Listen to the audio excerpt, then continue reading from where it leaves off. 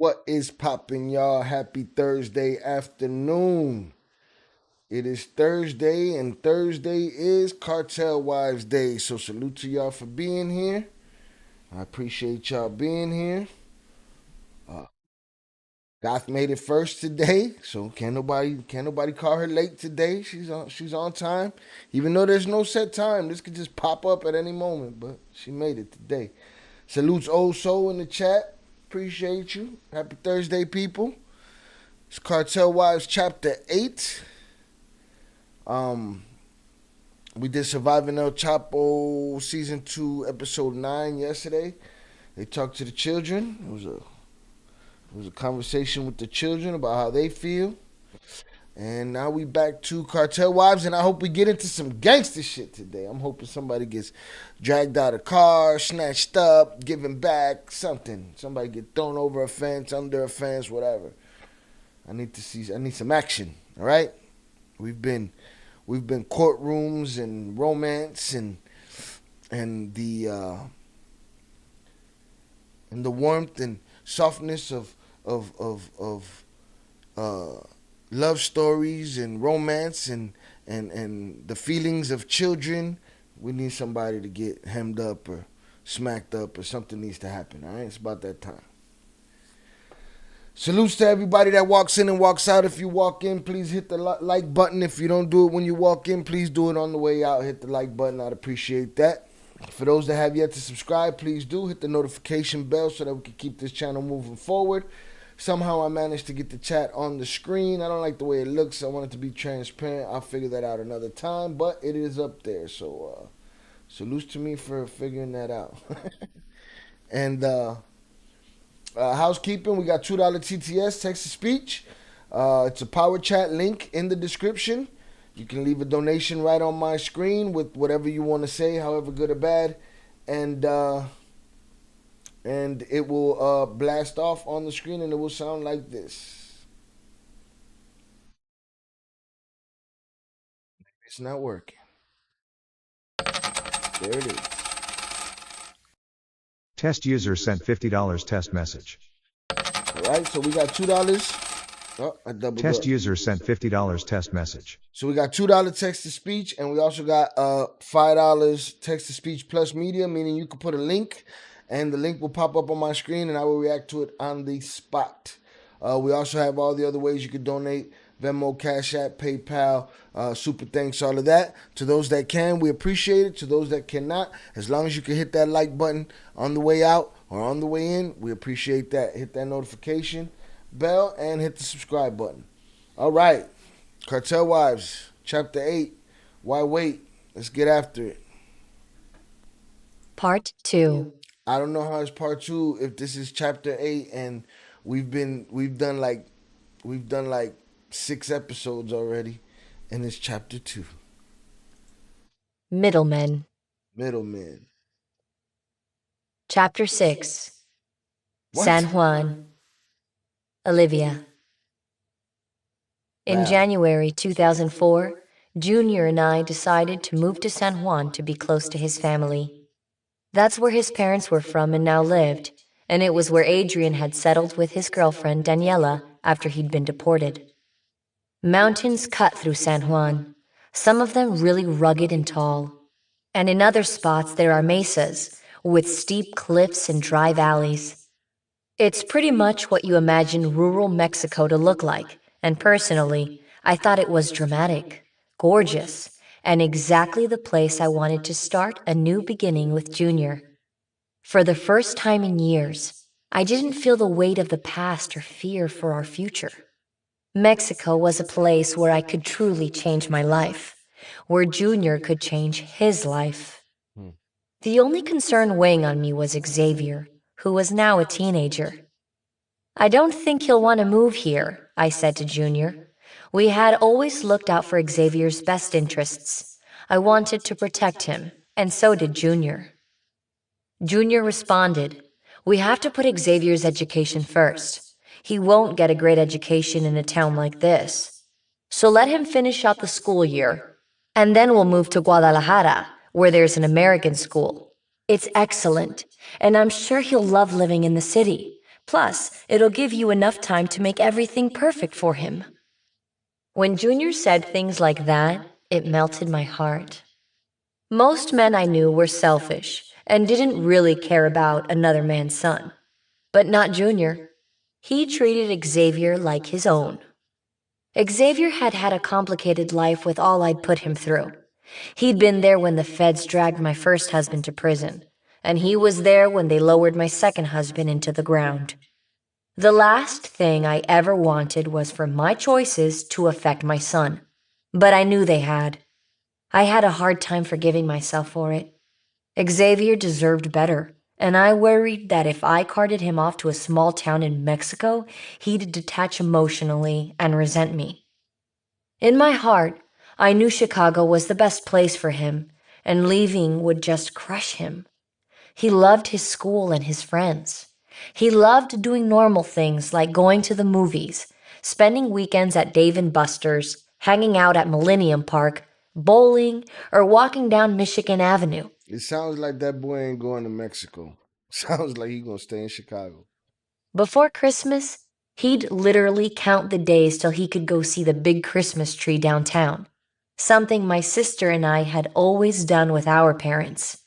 He adored my mom and dad, and living with them, he'd have the stability I wanted so much for him. He was enrolled at one of the best private schools in Chicago, had made the honor roll, played sports throughout the year, and truly made all of us proud. I just couldn't make him leave all of that. Besides, I didn't want him to be exposed to Junior's work. I just need a little more time to convince Junior to change and get out of this business, I told myself. And it'll be easy now that we're here to stay. When that happens, I'll be the luckiest woman in the world, with the man of my dreams and my son. I knew I Wait, deserved did she say get out Millennium of the Park, business? Hold on, bowling, hold on. proud. I just couldn't make him leave all of that. Besides, I didn't want him to be exposed to Junior's work. I just need a little more time to convince Junior to change and get out of this business, Stop I it. told myself. And it'll be easy now that we're here to stay. Stop. When that happens, I'll be the luckiest woman in the world, with the man of my dreams and my son. Listen, there was no get out of the business. There was no get out of the business. You knew that. Stop it. You knew that. There was no getting out the business. It was just getting deeper in the business. The baby was staying home so that y'all can go to Mexico and get deeper in the business. Need time to convince him to get out the business? No. No. There was money happening right there. That wasn't going down like that. I knew I deserved to be happy too. I could be wrong, but stop the whole I was gonna convince him to do right. No. You love the game. You both love the game. Made all of us proud. I just couldn't make him leave all of that. Besides, I didn't want him to be exposed to Junior's work. I just need a little more time to convince Junior to change and get out of this business, I told myself. And it'll be easy now that we're here to stay. In exchange for what though? Get out of that business in exchange for what? Like what was gonna replace that? Like stop. Happens, I'll be the luckiest woman in the world, with the man of my dreams and my son. I knew I deserved to be happy too. I was young, and I didn't want to grow old alone. I wanted to be happily married like my parents and grandparents, and I'd have that with Junior. We were destined to be together. It was like we shared the same heart. Leaving Xavier was the hardest thing I've ever done in my life. I knew it wouldn't be easy living without him, so I made a plan. I was still producing records, so I decided to schedule work trips to Chicago every 2 weeks. It was a lot on me, but when I saw Xavier, it was like all my Christmases came at once, and I showered him with gifts and tons of affection. When I left, I felt so guilty, but I told myself this would only go on for 6 more months. Then I'd mark my calendar for his school breaks when he'd fly to Mexico to spend holidays with us as a family. In Chicago, he seemed happy. And that was all that mattered. He was at home. And now that I was in San Juan, I had to make it feel like home too. The town had practically nothing in it. About 10,000 people lived there, and there were only a few local restaurants and some taco stands situated on the corners in town. There was no supermarket, just a few little fruit stalls, and you'd have to drive 2 hours to get to Burger King or Costco. It was in the middle of nowhere, but it was beautiful. There was a mountain nearby with a statue of the Virgin Mary on top. In Spanish, they call that a santuario, and Junior and I would walk there every day and just sit and talk. At night, there was nowhere to go out, so we'd play charades or cards and tell stories with his family. My future father in law, who we all called Señor, had moved back to San Juan in the early 1990s when he was on the run. He and my future mother in law lived in a pueblo just outside of town, and he was doing the day to day things retired guys do. He was so into betting on the cockfights that he flew in his own roosters, thinking they were stronger than the ones you could find locally. He went into town every single day to bet on the horses. And when he wasn't eating his wife's delicious cooking or hanging out with whatever kid or grandkid was there visiting, he was waiting for money from Peter and Junior to show up. They supported him because, in the old country, that's what you were supposed to do. Senor was completely different than my sweet dad, but I clicked instantly with him. Yeah, He was he wasn't no copper. He was a super gangster. very macho, very Mexican, and thought that women should stay home, have kids, and never work. He'd sure found the right wife for that, too. I Sounds loved like it. Junior's mother, but she was the polar opposite of my firecracker mom. She obeyed her husband, raised 7 kids, and lived for him.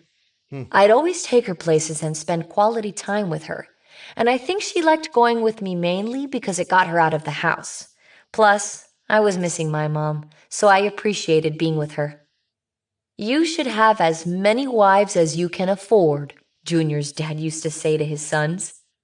American girls are offended by statements like that, and I was no exception. I called him out. Who do you think you are, treating a woman like that? He wasn't used to a strong, opinionated woman, See, so he'd smile could have and got smirk. yourself. You could have got yourself whacked by the father-in-law. I entertained him and made him laugh. He enjoyed having real Who you my think mom, you so I are? appreciated being with her. You should have as many wives as you can afford, Junior's dad used to say to his sons. American girls are offended by statements like that, and I was no exception. I called him out. Who do you think you are, treating a woman like that? Who do you think you He are? wasn't used to a strong, opinionated woman, so he'd smile and smirk. I entertained him and made him laugh. That smile and smirk was, boy, if my son didn't love you, boy, I smoked the shit out of you. He enjoyed having real conversations, even though we'd get into these heated debates that I'd never back down from. He started to respect me because of it, and I felt the same. He was such an authority figure in his family, always preaching about not doing drugs or drinking. He'd say, "Smoking will kill you," if anyone around him dared to light up a cigarette. You'd think that would make him some kind of saint, but this was the man who introduced his kids to the drug trade. He was a bundle of contradictions. Hmm. Junior's older brother Adrian and his girlfriend Daniela were more my speed. They were funny and outgoing, and like me and Junior, inseparable. Adrian was a Latin king back in the day and ran with Kay, who'd been one of his best friends. In fact, he was a drug dealer and he'd introduced Kay to hustling. I'd never met him though, because in 1998 he'd gone to prison for drug conspiracy and was there the whole time Kay and I were married. Guess who was his cellmate in prison? My ex-husband, Leo. Chicago was a small town, especially if you knew the moneymakers like we did. Daniela became a sister to me almost immediately because she was sweet and protective, like my own sister. She and Salutes Dame TMP. Salutes Dame 2MP of the channel, bro. 10K subs coming soon. From your mouth to the universe's ears. Looks like my camera froze up. Tell me in the chat if the camera froze up. Looks like it did.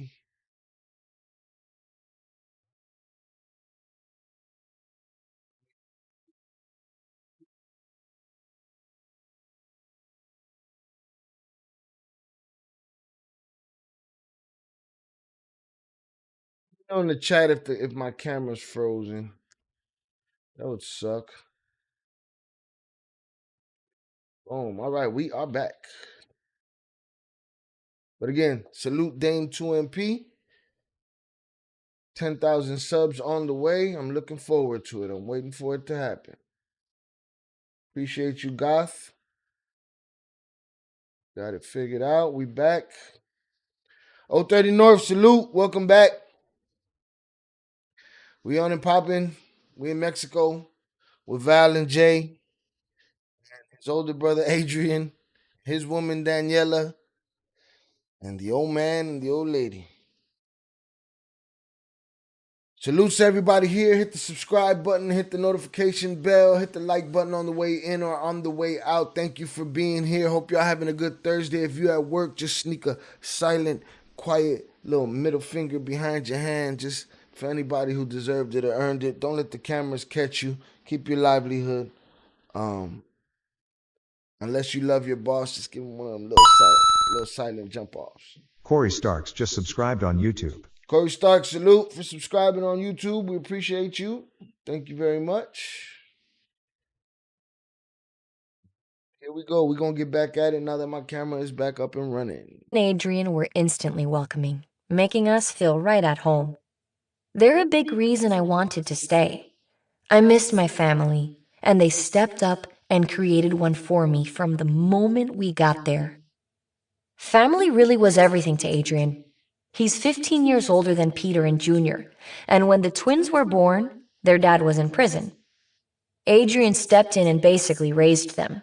He sold drugs to provide for the family, but he was insistent that his little brothers not get into the kind of trouble he was always in. He had them on a curfew when they were old enough to leave the house, and he did everything he could so they wouldn't join the Latin Kings. He'd constantly point to gang members and say, "Look at them. They're losers. You're better than that." He wanted the best for them. So he made sure they kept their grades up, taught them responsibility, and when they started working at McDonald's, Adrian matched their paychecks, dollar for dollar. Like their dad, though, he was full of contradictions. One day he asked Junior to retrieve the keys from the trunk of his car. Junior walked out, came right back, and said, "Adrian, there are no keys there." His older brother's face dropped, and he ran outside with Junior, popped open the trunk, and grabbed 10 kilos of cocaine from inside it. "They're right here, Junior," he said. "Let this be a lesson to you. Not only do you have to be book smart, you need to be street smart too." Adrian honestly wanted to keep Peter and Junior away from the bullshit, but he couldn't. It was a family thing.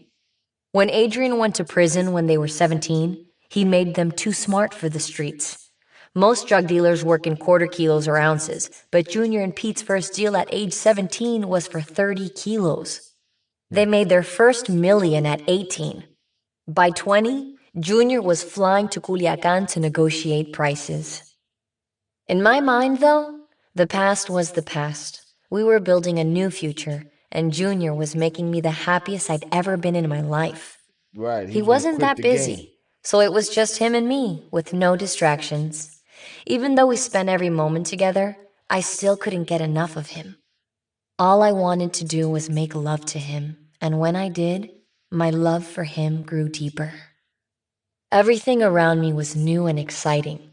When I arrived, the entire town was throwing a 3-week festival called the Feria. There were cockfights and carnival rides, and bands following us around playing music. People partied every night for 3 weeks straight, and if your family lived in the United States, they'd flown back to enjoy it all. I remember thinking, I can get used to this. This is my home now, and this is my family.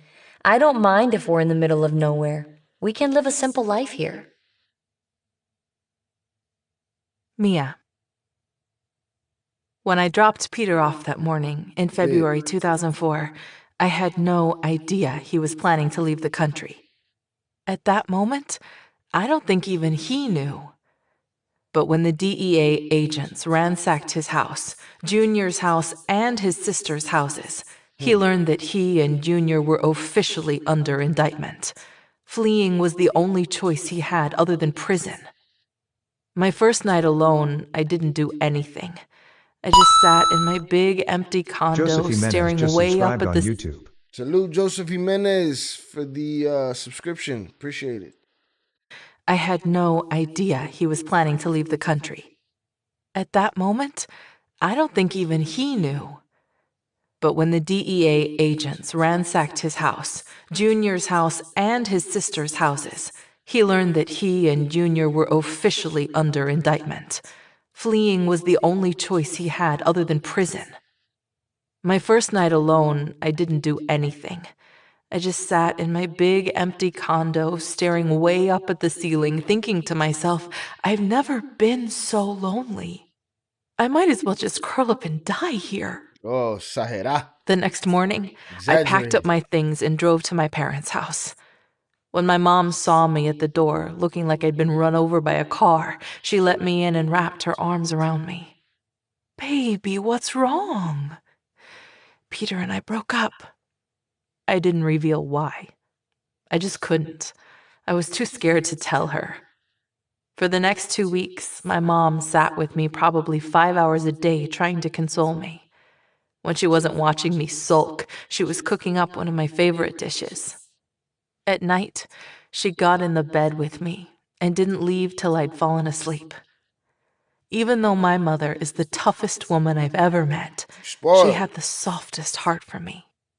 During those 2 weeks, she became more than just my mother. She started to speak to me like a friend. You're a strong, beautiful, smart woman. You'll get through this, No seas pendeja. she'd say. I don't know if I can. My mom probably thought I was just being some dramatic 20-something, but honestly, I felt like I was going to be swallowed up by worry and pain. Sure, I had a home and an amazing family, and Peter had left me some money so I could open up the spa we'd started planning. We were going to run it together, and I didn't know if I could do it without him. I felt totally, completely alone, and Peter could be dead for all I knew. On day 14, he finally called. Peter, where are you? Are you okay?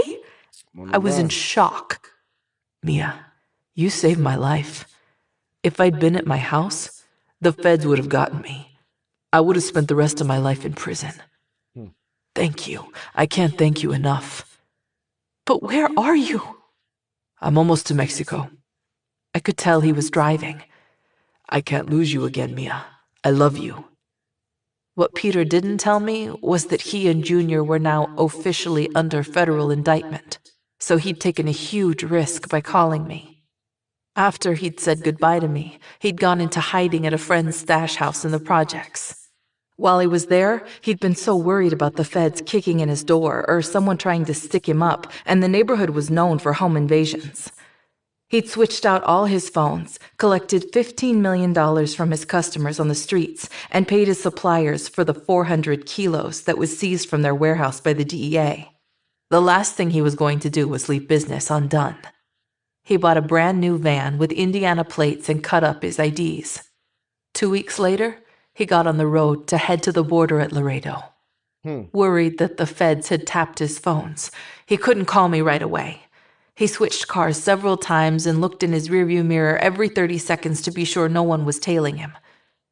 Mia, he said, when I get to Mexico, I have to stay there. I can't come back to Chicago. I got really quiet. I didn't just think he was leaving me forever. Oh, yeah. I was also worried about him getting to Mexico safely. He was my best friend. I want you to come down here, he said. I want to make a life with you. I was half puzzled, half in shock. Peter, I said, I love you, but my parents aren't going to understand. He was steady and firm. I miss you, and I want to be with you. But the only way we can have a relationship is if you're with me, because I can't go back. I felt conflicted. I couldn't imagine leaving everything I'd ever known. But I also couldn't imagine letting the man of my dreams slip away. Gotta go. If you don't want to do this, Peter continued, I understand. You can still go to school. I still want you to open your spa too. I believe in you and I know you can do it. Then he stopped and got super serious.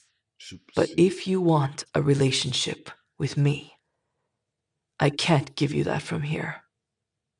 The decision was all mine, it seemed, and it was a lot to ask of a 22-year-old girl who'd just spent 2 weeks curled up in a ball in her childhood bedroom. Now think about it. She cut ties right there. No, Peter, I can't. There's too much. This is, you know what I'm saying? You're on the run. What kind of life is that for me to go to Mexico? I'm not going. Would she have saved herself a lot of grief? She wouldn't have the family that she has specifically today. You know what I'm saying? She wouldn't have the life that she has specifically today. You know, could it have been worse? You know what I'm saying? Had she not gone, possibly she could have ended up with a loser that beat her to death and killed her or something like that. You know what I'm saying? But I say all that to say this moment right here is a crossroads for her, because at this moment she could change her mind and it changes everything going forward in the universe. You know what I'm saying? For them as a family. But if I had to make up my mind, I would. Just not yet. Olivia. That February, Junior and I decided to go to Cancun to celebrate Valentine's Day. Adrian and Daniela came too, and because Daniela's brother and his wife were in town, we said, what the hell, let's make it a family vacation. I was completely happy there. I loved the freedom, and I loved the tranquil life Mexico brought. It was me, my man, the beach, and family, and none of us were looking over our shoulders worrying that someone was out to kill us. One night, I had a frozen margarita in my hand and was watching the sunset with Junior when his phone rang. It was Peter. I can just hear him now, I thought. When are you going to stop honeymooning and start working? Hi, P, what's up? Junior asked. There was a long pause, and he screwed on his worried face. What's going on? I yelled. That look in his eyes was giving me the chills. Junior motioned for me to calm down, talked for about 5 minutes, then hung up. Pete's house got raided. Mine too. And our sister's places, all at the same damn time. They took everything. Jewelry, cars, the whole bit. They're so petty they even took the damn TVs off the wall. If Peter hadn't been at Mia's place, they would have taken him too. Jesus. I sat back in my beach chair and started to feel sick. I couldn't believe my dreams were 34 crushed just with just subscribed on one YouTube. phone call. I didn't hear who that was, but whoever that was, salute to the new subscriber. Sorry I couldn't hear that. It's hilarious though. All that drama. He's like, yo, when you gonna stop honeymooning and get your ass back to work? And then he tells her, they raided everything, they took everything, they almost got Peter. She said, I was sitting in my beach chair. Shit's hilarious. Minutes, then hung up. Pete's house got raided. Mine too. And our sister's places, all at the same damn time. They took everything. Jewelry, cars, the whole bit. They're so petty they even took the damn TVs off the wall. If Peter hadn't been at Mia's place, they would have taken him too. Jesus. I sat back in my beach chair and started to feel sick. I couldn't believe my dreams were crushed with just one phone call. The feds have a warrant out for our arrest, and Peter's hiding out. He's moving down here once he gets everything together and figures out a plan. We have to get the hell out of Cancun too. Too many people know we're here. He hopped up and I just sat there holding my melted drink. My life is fucking cursed, I thought. I told myself, her melted drink with the umbrella in her beach chair. Her cursed life. we'd gotten away, that we could actually start over, far No. from all the drama I was so tired of. No. But who was I kidding? You love the I was in game. this relationship for the long haul. Yes, you were. Junior was my world. Yes, He'd he given up was. his life in Chicago to make me happy. And I couldn't forget that, even now in the midst of all this bullshit. When we got back to the hotel, Junior hopped on the phone immediately and paid someone to create 2 Mexican passports for him and Peter. When you're a fugitive, you have to get a new identity, and in Mexico, you can buy just about anything. Junior and Peter became Joel and Omar. We left Cancun the next morning, expecting Peter would be calling soon to get picked up at the border. We spent the trip to the airport getting our story straight in case we got stopped. We didn't want to attract attention at the airport either, so we dressed down. Muted colors, no fancy jewelry, and no expensive luggage. In fact, we'd gifted our Louis Vuitton bags to the bellboy at the hotel on the way out. He was thrilled, and so was Junior. He loved making people smile. As we approached airport security, my heart was pounding, but we made it through. When we got on the plane, Junior ordered a drink, turned to me and said, "My brother's on his way to the border now, and I know he's thinking the same thing I am." "What's that?" I asked, even though my stomach was in knots because I already knew the answer. "I hope they don't grab us and put us in prison for the rest of our lives. We have to get to San Juan safely." Peter called a few weeks later, and we met him at the border. That was a long trip. A few weeks later. 2 weeks later. Let's replay this. Diz34 just subscribed on YouTube. JDiz34, salutes for the subscription. Appreciate you. Bright Buck Outdoors in the chat. Stay pushing out the content, canal. Saludos from Nueva Mexico. Salutes, New Mexico. Salutes, Bright Buck Outdoors. I appreciate you, man. Thank you. I'm glad y'all are here. We're at the halfway mark again. Hit the like button. Hit the subscribe button.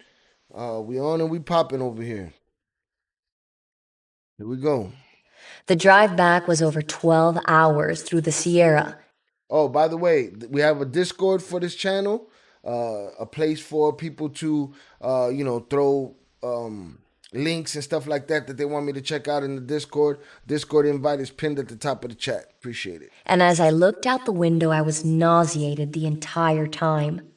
Whether that was from the long trip or from knowing Peter and Junior. "What's that?" I asked, even though my stomach was in knots because I already knew the answer. "I hope they don't grab us and put us in prison for the rest of our lives. We have to get to San Juan safely." Peter called a few weeks later, and we met him at the border. The drive back was over 12 hours through the Sierra, and as I looked out the window, I was nauseated the entire time. Whether that was from the long trip or from knowing Peter and Junior were now fugitives, I couldn't say, but Mexico didn't seem so peaceful anymore. The beautiful scenery now just looked dry. The long stretches of desert used to be pretty, and now they looked like shit. I kept thinking, now that his brother is here, there's no way he's giving up this life, even though we moved here to get away from the bullshit. It's going to take a miracle to make him stop dealing drugs with his partner in crime around.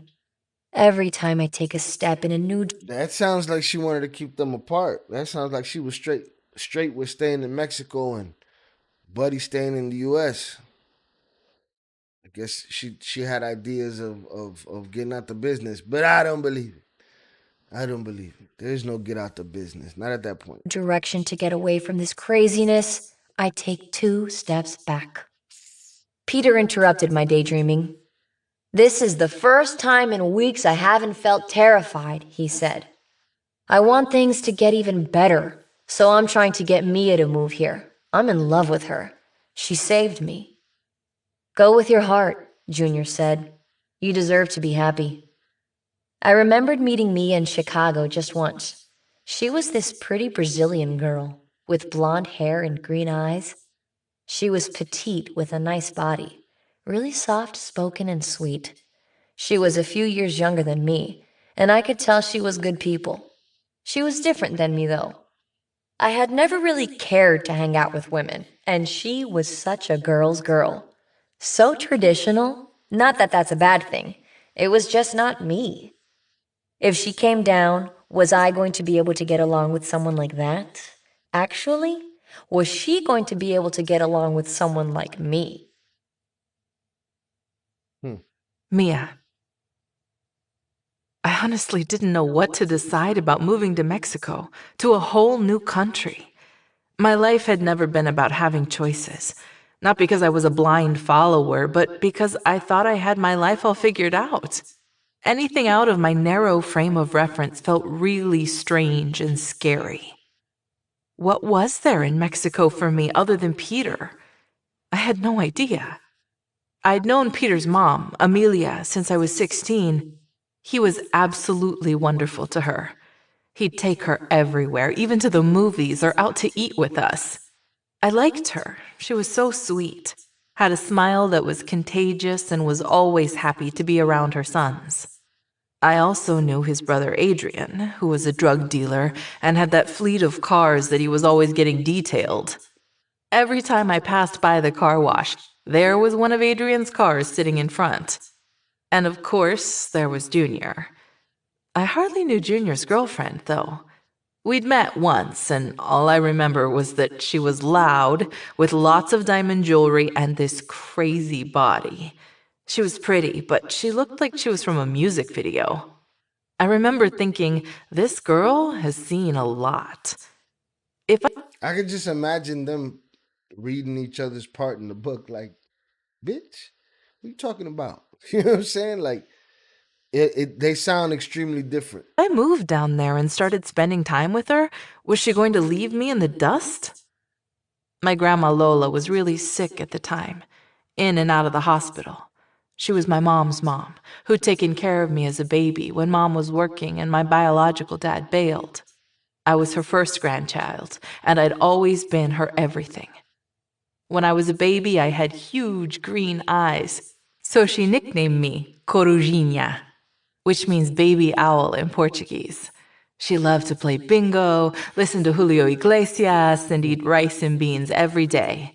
Not a day went by that she didn't tell me, "You're too skinny! Eat, eat, eat!"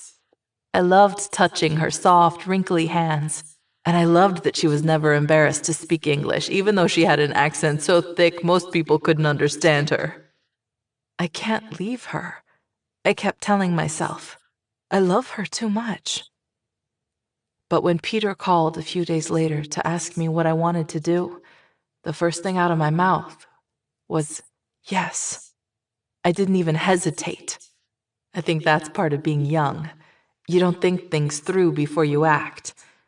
And believe me, while I might have let questions enter my mind, I didn't seriously consider them. I just jumped.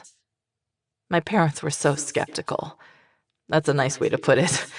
They were in complete disbelief. His family owns a bunch of real estate down there, I told him, and they're going to develop homes in gated communities. Salah. That family is bad news, Dad said. They aren't anymore, I pleaded. People change, Dad.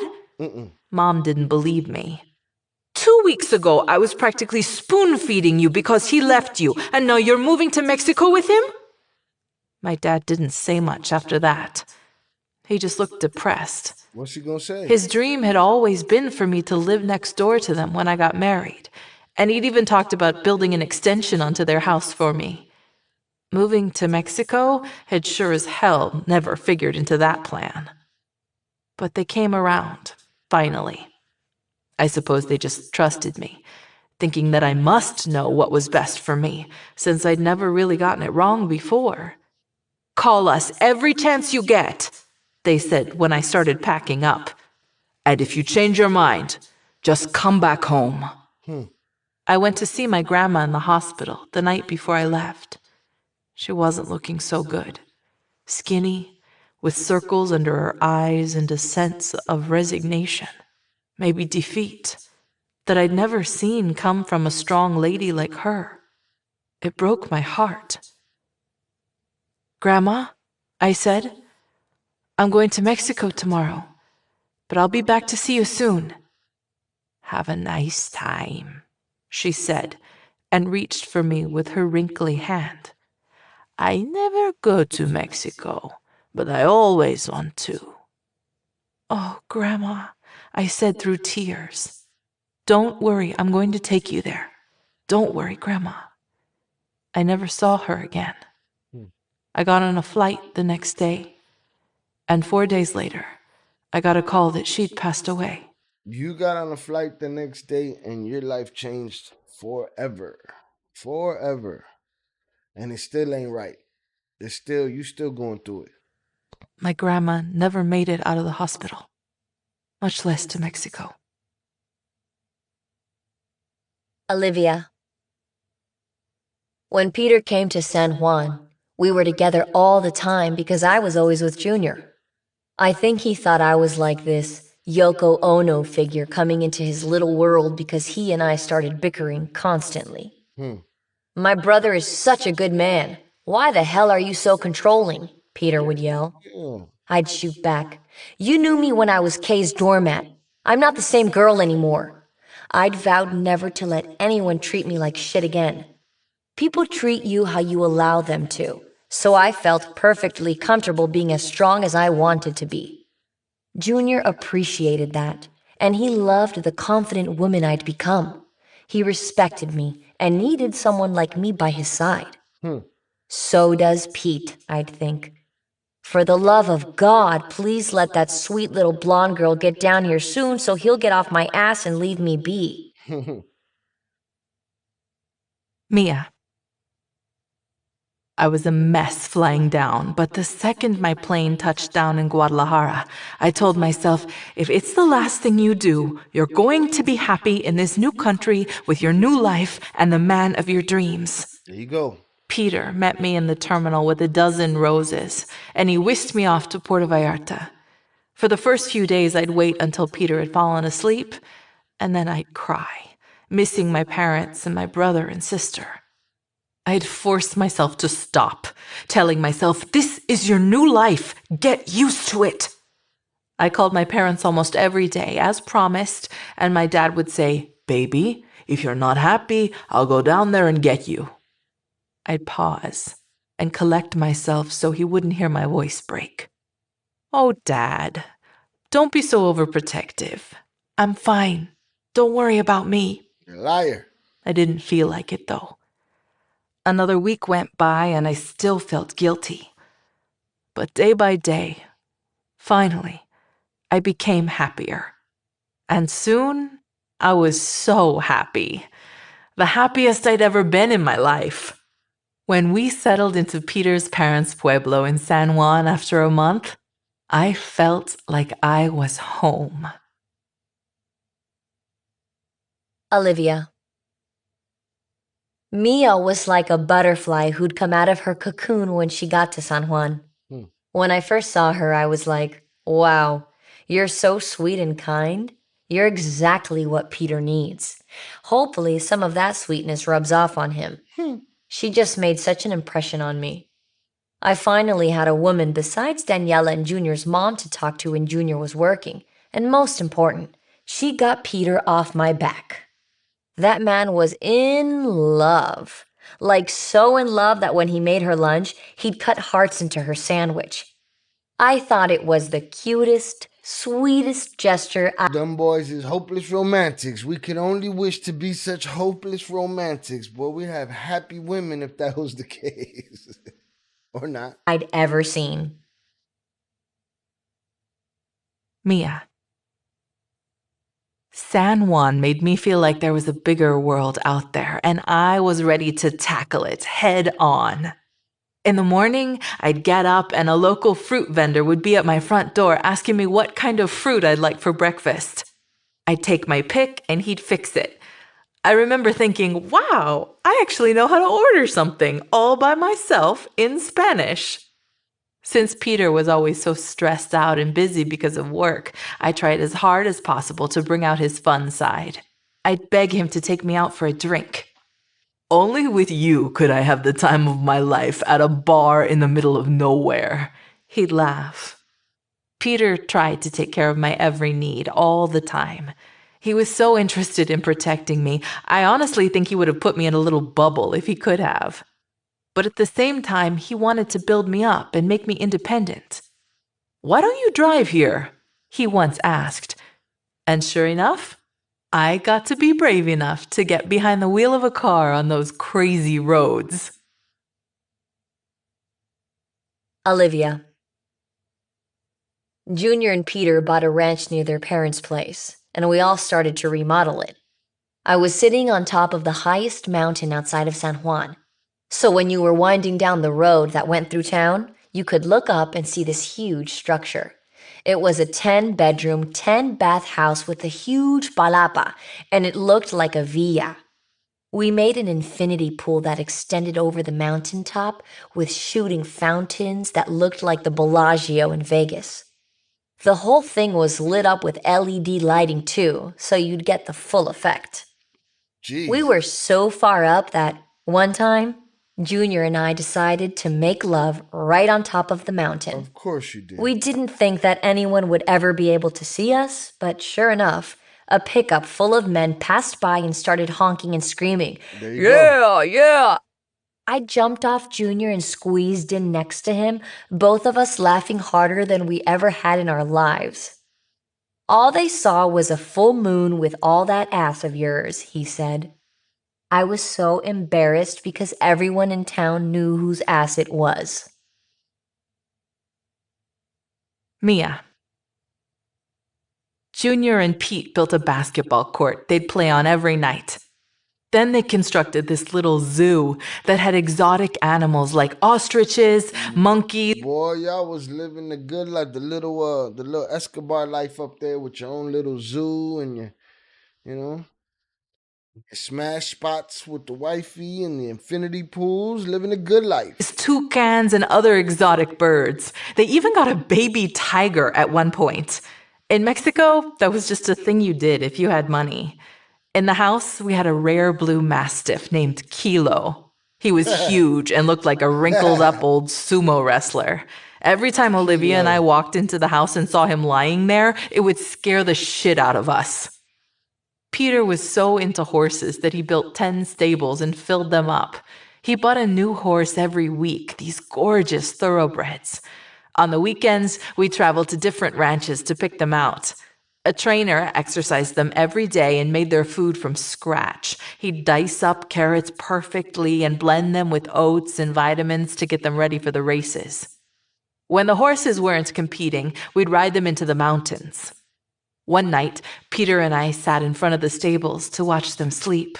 We grabbed a blanket and a bottle of tequila, sat under the stars, and stared at them for hours. Olivia. The property was so big we had actual trails all over it, so when the horses weren't on them, we'd hop on our four-wheelers. People used to call us the Power Rangers because when we rode around, we all wore big helmets with dark shades covering our eyes and each person wearing a different colored suit, just like the Power Rangers.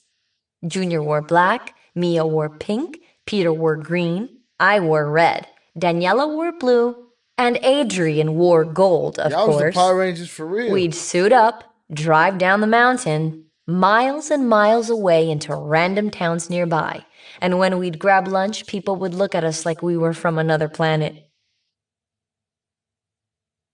Mia. Sticking out like a sore thumb. There were so few times we weren't all together. Peter's parents, Olivia and Junior, Adrian and Daniela, me and Peter. We were one big, happy family.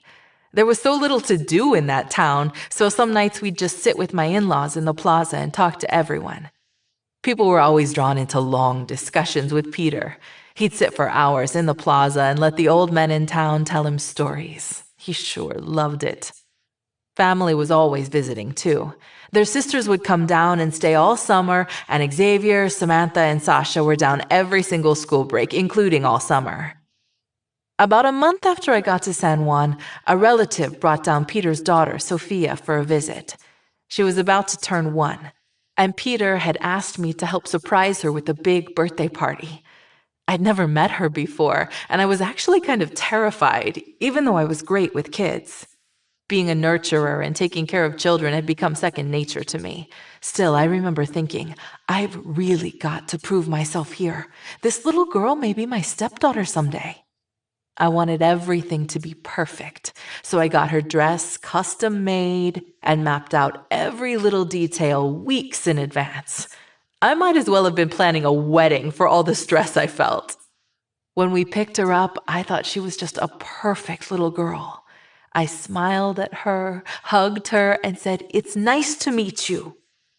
She just stared at me and then snuggled into her papa's arms. She came down every few months after that, and I'd drop everything for her. We'd do finger paints while Peter worked, or I'd let her toddle out to see the horses. I was always looking for her acceptance, and she became my #1 priority when she was with us. Olivia. Outside our four walls, it was a different world. San Juan wasn't exactly the most prosperous place I'd ever been. Most people in Junior's dad's generation had helped their parents farm sugarcane and guayaba. But a water table shortage in the 80s and 90s caused farmers to replace these crops with agave, which brought in less money. In Mexico, there was no middle class. That meant there was us, the rich drug lords on the mountain, and them, the poor people in town. That didn't cause jealousy. If anything, Peter and Junior were like royalty because they kept that town running. They had people walking their horses, cooking, cleaning, tending the grounds, waxing their cars, cleaning their pool, even taking care of the monkeys and the baby tiger. Capitalism. These people needed those jobs, and they were making good money. Everywhere else in Mexico, you'd get paid maybe $120 a week. Junior and Peter were giving them 4 times that. They had an open tab at the pharmacy for people who couldn't afford their medications. They kept a line of credit at the local furniture store too, in case people needed a new bed or a crib for their new baby. They gave gifts to the poor kids on Christmas and food to the elderly. There was this beautiful little girl in town who needed surgery. They paid for her operation in the United States, as well as her family's plane fare and hotel bills while she was in the hospital. That generosity didn't go unnoticed, and sometimes it was taken all the wrong way. There aren't any factories in San Juan, so manufacturing jobs are non-existent. Most men leave for America, looking for work, so the town is 60% female. Sometimes mothers and fathers would hike up to the ranch, knock on our door, and say, "Please marry my daughter." Then they'd present their daughter to Junior and Peter, right there on our doorstep. These girls were only teenagers, all of 15 or 16. Come on, Mia. Mexico. The differences were even more stark when their wholesalers and couriers would come into town. Peter and Junior had set up their Mexico-based operations after Peter crossed the border. In San Juan, they were closer to the source of the drugs they'd been trafficking, and because of that, they were growing. But since they couldn't be on the ground in the United States, they used Google Earth to help pick out new locations for warehouses and stash houses, then enlisted their legion of men and women on the ground in Chicago and throughout the Midwest to be their eyes and ears. They needed to see them frequently, so they'd fly them down to Mexico. A lot of their wholesalers were black, and they'd travel down with their girlfriends. The townspeople would just stare at them, their mouths open and their eyes following them as they drove through town. Most of them had never seen a black person in their life. I just took it all in and never asked any questions. I didn't think it was my business, and frankly, I didn't care. All I knew was I was becoming a different person in San Juan. I was seeing a world I'd never known. I loved going to the food stands in town and ordering things I'd never heard of. I couldn't wait to visit a new horse ranch on the weekend. And most of all, I was totally infatuated with Peter. And he felt the same about me. I forgot about everyone and everything back home. No one can touch us here in Mexico, I thought. Unfortunately, I couldn't have been more wrong. Wrong like a motherfucker. All right, that was chapter 8. Wrong like a motherfucker, boy. There's no Everything eventually wears itself out, gets sour. What's the saying? You either die young or you live long enough to see yourself become the villain. The hero dies young or lives long enough to see himself become the villain. You be in that town, they love you one minute, next minute, they're trying to lynch you. What did we learn in this episode? We learned that Peter and Val had a contentious relationship. They were constantly picking at each other. We learned Val wasn't going to take a sit-down approach to none of the men in the family, not the father, not the brother, not nobody. We learned that Vivi had a choice to make, and she made her choice. You know what I'm saying? She made her choice, and she went to Mexico, and that was a crossroads moment. That was a crossroads moment. What else did we learn? Not much. It looks like we're gonna get into more of the drama next episode. We're getting past the pleasantries and into the drama. That's for sure. But again, a contentious relationship between Peter and Val, like two rams just butting heads in Mexico. That's hilarious. Um, but look at all the good that they did for that town. That's dope shit. Like the dope shit is uh, having the line of credit open for people who need furniture, or having an open account at the pharmacy for people that need medication. If you got it, why not? You know what I'm saying? You'll go buy yourself something crazy. You build a basketball court, you build an infinity pool. Why not? Help somebody out. But those are desperate people too, sitting there trying to sell their 16-year-olds at the front steps. So it is what it is. Again, I appreciate you guys for being here. Thank you to everybody that walked in and walked out. Thank you to everybody that's going to catch the playback. Salute to all the new subscribers that subscribed while we were live today. Salutes to everybody that came and showed their face in the chat. I appreciate you guys. I appreciate you guys for the well wishes. I appreciate you guys for the support. You know what I'm saying? Let's see what Goth got in the chat. I'm really getting into this Cartel Wives edition. Thanks so much for covering it. Did you say you were going to cover something on Chapo's wife? Yeah, I'm going to get to Chapo's wife eventually, soon. In the next couple of weeks, I'll do something on her for Cartel Chronicles. Right now, like I said yesterday, I'm working on the G-Unit spinner chain video and did the Flores Twigs actually get it to 50 Cent. So that'll be dropping hopefully tomorrow. And then from there, I got some other things I'm gonna work on, but she is on the list. The Emma Cornell story is on the list. But again, thank you guys for your support. I appreciate y'all. Let me shout out the chat. Shout out Goth as usual. She was first here today, so everybody else back up. First across the border safely.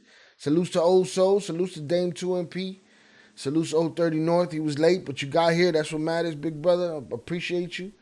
Bride Buck Outdoors. Stay pushing out the content. I appreciate you. We're going to get her done. Appreciate the hundreds. Throw them hundreds in the chat. Y'all have a good Thursday evening. And I'm going to keep working. Thank y'all very much. Appreciate y'all. Y'all have a blessed evening with your loved ones, all right? Peace.